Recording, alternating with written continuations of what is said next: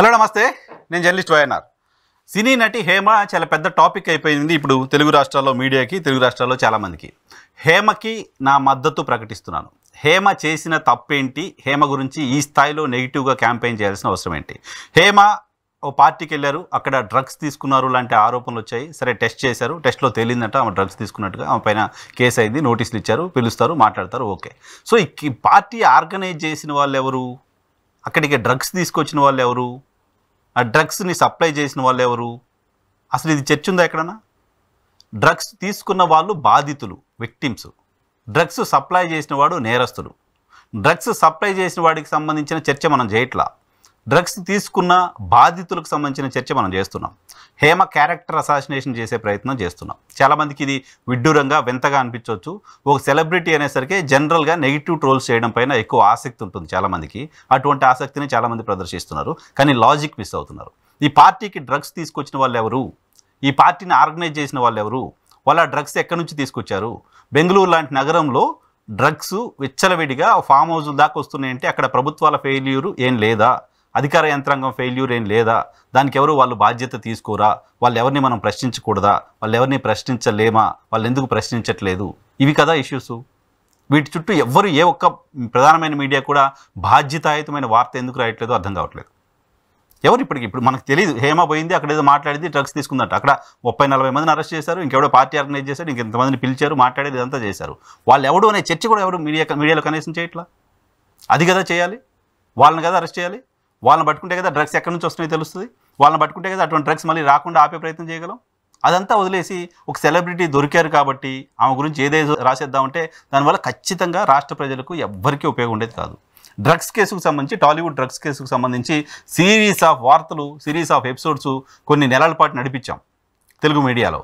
పూరి జగన్నాథ్, చార్మి, ఇంకెవరో తీసుకున్నారంటూ వాళ్ళని విచారణకు పిలవడం, ఇవి అంతా చూపించాం. ఏమైంది? ఎవరికి శిక్ష పడింది? ఎవరిని అరెస్ట్ చేశారు? ఎవరిని పట్టుకున్నారు? ఎవరు ఫూల్స్ అయిపోయారు ఈ మొత్తం వ్యవహారంలో?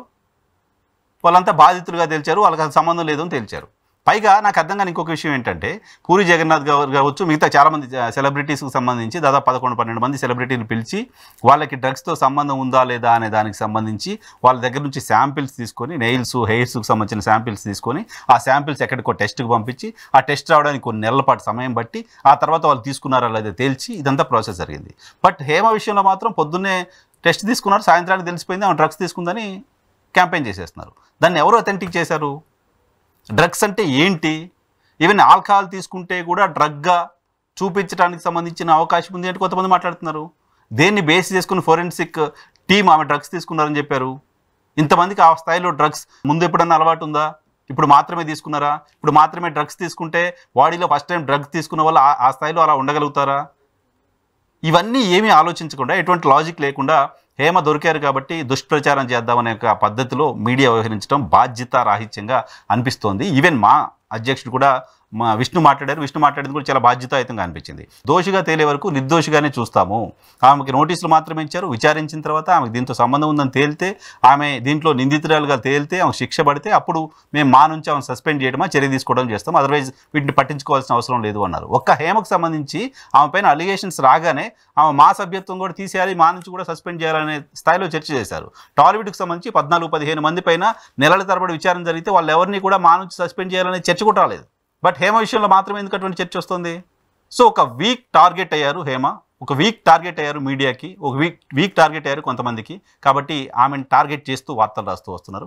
ఈ విషయంలో మీడియా చేయాల్సింది, మిగతా వాళ్ళు కూడా ఆలోచన చేయాల్సింది, మొత్తం వ్యవహారానికి కింగ్ పిన్ ఎవరు, మొత్తం వ్యవహారానికి కీలకమైన వ్యక్తి ఎవరు, వాళ్ళని పట్టుకుంటున్నామా లేదా, వాళ్ళని పట్టుకోవడం ద్వారా డ్రగ్స్ని అరికడుతున్నామా లేదా అనే దానిపైన దృష్టి పెట్టాలి తప్ప, హేమని వీక్ టార్గెట్ కాబట్టి ఆమె గురించి వ్యక్తిగతంగా రకరకాల వార్తలు రాస్తూ ఆమె క్యారెక్టర్ అసాసినేషన్ చేద్దాం అనుకుంటే అంతకంటే విచారించదగ్గ విషయం ఇంకోట్లేదు.